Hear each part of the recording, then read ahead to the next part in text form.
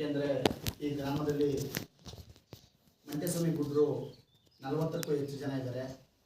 ಹಾಗಾಗಿ ಆ ಗುಡ್ರನ್ನೆಲ್ಲ ಸೇರಿಸಿ ನಾವು ಒಂದು ಟ್ರಸ್ಟನ್ನು ಮಾಡಿ ಇವತ್ತಿಗೆ 1 ವರ್ಷದಲ್ಲಿ ಅದನ್ನು ಜಿಲ್ಲಾ ಮಟ್ಟದ ನೋಂದಣಾಧಿಕಾರಿಗಳ ಹತ್ರ ನೋಂದಣಿ ಮಾಡಿದ್ದೇವೆ. ಅದೆಲ್ಲವೂ ಸಹ ಕಾನೂನು ಪ್ರಕಾರ ಇದೆ.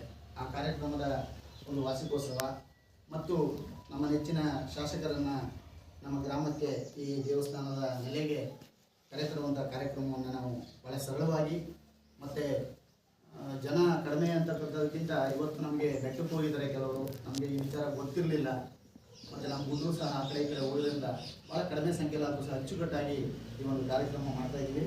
ಈ ಕಾರ್ಯಕ್ರಮದ ಮುಖ್ಯ ಅತಿಥಿಗಳಾಗಿ ಮತ್ತು ಈ ಒಂದು ಕಾರ್ಯಕ್ರಮವನ್ನು ಉದ್ಘಾಟನೆ ಮಾಡಿದಂಥ ಮಾನ್ಯ ಶಾಸಕರಾದ ಪುಟ್ಟಣ್ಣ ಶೆಟ್ಟಿಯವರೇ ಹಾಗೂ ನಮ್ಮ ಊರಿನ ಜೋಡಿಕೆ ಆಗಿ ಕೆಲಸವನ್ನು ಮಾಡ್ತಾ ಇರ್ತಕ್ಕಂಥ ಲಿಂಗಣ್ಣವರೇ, ಹಾಗೆ ಮತ್ತೊಬ್ಬರು ಕುಮಾರ್ ಅವರೇ, ನಮ್ಮ ಕೌನ್ಸಿಲರ್ ಅಂತ ಮಾಜಿ ಕೌನ್ಸಿಲರ್ ಅಂತ ಮನೋಜ್ ಪಟೇಲ್ ಅವರೇ, ನಮ್ಮ ಟ್ರಸ್ಟಿನ ಎಲ್ಲ ಸದಸ್ಯರೇ ಮತ್ತು ಊರಿನ ಗ್ರಾಮದ ಬಂಧುಗಳೇ, ಬಹುತೇಕ ಇವತ್ತು ನಾವು ಇದನ್ನು ಅದ್ದೂರಿಯಾಗಿ ಮಾಡಬೇಕಾಗಿತ್ತು. ಕಾರಣ ಇಷ್ಟೇ, ನಾವು ಸ್ವಲ್ಪ ಆರ್ಥಿಕವಾಗಿ ಸಬಲರಾಗಿಲ್ಲ. ಯಾಕೆಂದರೆ ನಮ್ಮಲ್ಲಿ ಟ್ರಸ್ಟ್ ಇರ್ತಕ್ಕಂಥ ಗುಡ್ರೆಲ್ಲರೂ ಸಹ 40-45 ಜನ ಸ್ವಲ್ಪ ಕೂಲಿ ಪಾಲಿ ಮಾಡ್ಕೊಂಡಿರ್ತಕ್ಕಂಥ ಜನ. ಆದರೂ ಸಹ ನಾವು ಈ ಗ್ರಾಮದಲ್ಲಿ ಒಂದು ಟ್ರಸ್ಟ್ ಮಾಡೋದು. ಯಾಕೆ ಟ್ರಸ್ಟ್ ಮಾಡೋದು ಅಂದರೆ, ಈ ದೇವಸ್ಥಾನದ ಒಂದು ಕಟ್ಟಡ ಅಥವಾ ಈ ನಿರ್ಮಾಣ ನೆಪ ಮಾತ್ರ. ನಾವು ಈ ಒಂದು ಟ್ರಸ್ಟ್ನಲ್ಲಿ ಭಾಳಷ್ಟು ದೇಹೋದ್ದೇಶಗಳನ್ನು ಇಟ್ಕೊಂಡಿದ್ದೇವೆ. ಗ್ರಾಮದ ದೇಹೋದ್ದೇಶಗಳು ಮತ್ತು ನಮ್ಮ ಊರಿನಲ್ಲಿ ಸುಮಾರು 75ಕ್ಕೂ ಹೆಚ್ಚು ಜನ ಯುವಕರು ಮಾಸ್ಟರ್ ಡಿಗ್ರಿಯನ್ನು ಮಾಡಿಕೊಂಡು ಕಾಲ ಕಳೀತಾ ಇದ್ದಾರೆ. ಅವರೆಲ್ಲರೂ ಮುಂದೆ ನಿರುದ್ಯೋಗಿಗಳಾಗ್ತಾರೆ, ಭಾಳ ಕಷ್ಟ ಆಗುತ್ತೆ. ಆ ಒಂದು ನಿಟ್ಟಿನಲ್ಲಿ ಮತ್ತು ಗ್ರಾಮದ ಕೆಲವು ಕುಂದುಕೊರತೆಗಳನ್ನು ಗಮನದಲ್ಲಿ ಇಟ್ಕೊಂಡು ಈ ಟ್ರಸ್ಟನ್ನು ಮಾಡಿ, ಟ್ರಸ್ಟ್ನಿಂದ ಬಲ ಬರುತ್ತೆ, ಅದ್ರ ಮೂಲಕ ನಮ್ಮ ಸಮಸ್ಯೆಗಳನ್ನು ಬಗೆಹರಿಸ್ಬೋದು ಮುಂದೆ ಇರೋ ಒಂದು ಕಾರಣದಿಂದ ನಾವು ಈ ಟ್ರಸ್ಟನ್ನು ಮಾಡಬಹುದು. ಆದರೆ ಇದು ದೇವರ ಹೆಸರಿನಲ್ಲಿ ಆದರೆ ಸ್ವಲ್ಪ ಭಯ ಜಾಸ್ತಿ. ಆ ಕಾರಣದಿಂದ ಆ ರೀತಿಯಲ್ಲಿ ಮಾಡುವ ನಾವು ಪ್ರಯತ್ನದೊಂದಿಗೆ ಮಾಡ್ತಾ ಇದ್ದೇವೆ. ಈ ಟ್ರಸ್ಟು ಫೆಬ್ರವರಿ 2ನೇ ತಾರೀಕು ರಿಜಿಸ್ಟರ್ ಆಗುತ್ತೆ. ಆನಂತರ ಒಂದು ಜಾಗವನ್ನು ಮಾನ್ಯ ಶಿವಮಲ್ಲಪ್ಪನವರು ಭಾಳ ಉದಾರವಾಗಿ 2 ಗುಂಟೆ ಜಾಗವನ್ನು ದಾನ ಮಾಡಿದ್ದಾರೆ. ಆ ನಂತರ ನಮ್ಮ ಗುಡ್ರೆಲ್ಲರೂ ಸಹ ಒಬ್ಬರು ತಲೆಗೊಬ್ಬರಂತೆ 10,000 ರೂಪಾಯಿಗಳನ್ನು ಮತ್ತು ನಮ್ಮ ಗ್ರಾಮದ ಪ್ರತಿಯೊಂದು ಕುಟುಂಬದಿಂದ 3,000 ರೂಪಾಯಿಗಳನ್ನು ವಸೂಲಿ ಮಾಡುವುದರ ಮೂಲಕ ನಾವು ಈ ಒಂದು ಹಂತಕ್ಕೆ ಇದನ್ನು ತಂದಿದ್ದೇವೆ. 5,000 ರೂಪಾಯಿಗಳನ್ನು ನಾವು ಒಂದು ಕುಟುಂಬಕ್ಕೆ ಹಾಕುವುದರ ಮೂಲಕ ಇವತ್ತು ಈ ಒಂದು ಹಂತಕ್ಕೆ ತಂದಿದ್ದೇವೆ. ನಮ್ಮ ಉದ್ದೇಶ ಏನಾಗಿತ್ತು ಅಂದರೆ, ಕೇವಲ ಈ 4 ಪಿಲ್ಲರ್ಗಳನ್ನ ಹಾಕಿ, ಯಾಕೆಂದ್ರೆ ನಾವು ಪ್ರತಿ ವರ್ಷ ಯುಗಾದಿ ಹಬ್ಬ ಮಾಡಿದಾಗ ದೇವರನ್ನ ಹೊರಗಡೆ ಚಪ್ರ ಕೂರಿಸ್ತಾ ಇದ್ವು. ಅದಕ್ಕೆ ಈ 4 ಪಿಲ್ಲರ್ಗಳನ್ನ ರಾತ್ರಿ ಹಾಕು, ನಾವು ಈ 4 ಪಿಲ್ಲರ್ಗಳನ್ನ ಹಾಕಿ ಇಷ್ಟೇ ಸಾಕಿತ್ತು ನಮಗೆ ಅಂತ ಯೋಜನೆ ಮಾಡಿದ್ವಿ. ಬಹುತೇಕ ಈ ದರೆಗೆ ದೊಡ್ಡವರ ಮಹಿಮೆ ಅಂತ ಅನಿಸ್ತದೆ, ಇದು ದೊಡ್ಡದಾಗ್ಬಿಟ್ಟಿದೆ.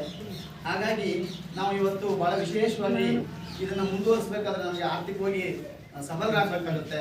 ಮತ್ತು ನಮ್ಮಲ್ಲಿ ಜನತೆ ಭಾಳ ಕಡಿಮೆ ಜನ, ಮತ್ತು ನಮ್ಮ ಊರು ಈಗಾಗಲೇ ಏನಾಗಿದೆ ಅಂದರೆ ಬೆಳ್ಕೊಂಡು ಬಂದು ನಮ್ಮೂರೆಲ್ಲ ಆಸ್ತಿಗಳು ಬೆಳ್ಕೋತಾರೆ, ನಾವು ಮಧ್ಯದಲ್ಲಿ ಇರ್ತೀವಿ, ಮುಂದೆ ಕಷ್ಟ ಆಗುತ್ತೆ. ಆ ಕಾರಣದಿಂದ ನಾವು ಸ್ವಲ್ಪ ಆರ್ಥಿಕವಾಗಿ ಸಬಲರಾಗಬೇಕು.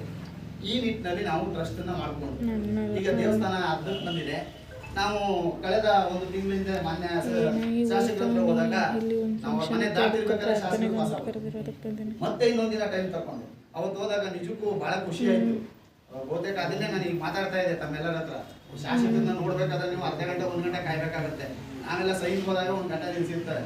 ಪುಟ್ಟಣ್ಣ ಶೆಟ್ಟಿಯವರು ಬಹಳ ಸರಳವಾಗಿ, ಬಹಳ ಜನಸಾಮಾನ್ಯರಿಗೆ ಸಿಗುವಂಥ ವ್ಯಕ್ತಿತ್ವವನ್ನು ಹೊಂದಿರ್ತಕ್ಕಂಥ ಶಾಸಕರು ನಮಗೆ ಇದ್ದಾರೆ. ಸೊ ಆ ದೃಷ್ಟಿಯಲ್ಲಿ ನಾವು ಶಾಸಕರನ್ನ ಮೀಟ್ ಮಾಡಿದಾಗ ಅವರು ಒಂದು ವಿಚಾರ ಹೇಳಿದ್ರು, ನೀವು ಒಂದು 2-3 ತಿಂಗಳು ಮುಂಚಿದ್ದು ಬಂದಿದ್ರೆ ನಾನು 50 ಲಕ್ಷನೇ ಹಾಕಿಸ್ಕೊಂಡಿದ್ದೆ ಅಂತ. ಆದರೆ ಕಾಲ ಮಿಚ್ಚೋಗಿತ್ತು. ಮತ್ತು ಇನ್ನೊಂದು ಮಾತು ಹೇಳಿದ್ರು, ನನ್ನ ಕೈಲಾದಂತ ಮಾಡ್ತೀನಿ ಅಂತೇಳಿ. ನಾನೇನು ಮಾಡಿದೆ ಅಂದರೆ, ನೀವು ಸರ್ಕಾರದಿಂದನೂ ಕೊಡಿಸಿ ಮತ್ತು ನೀವು ವೈಯಕ್ತಿಕವಾಗಿ ನಿಮ್ಮ ಕೈಲ ಸಹಾಯವನ್ನು ಮಾಡಿ ಅಂತ ಹೇಳಿದೆ. ಅವತ್ತು ಅವರು ಅಲ್ಲೇ ರೆಡಿ ಇದ್ರು ನಮಗೇನಾದ್ರು ಸಹಾಯ ಮಾಡೋಕ್ಕೆ.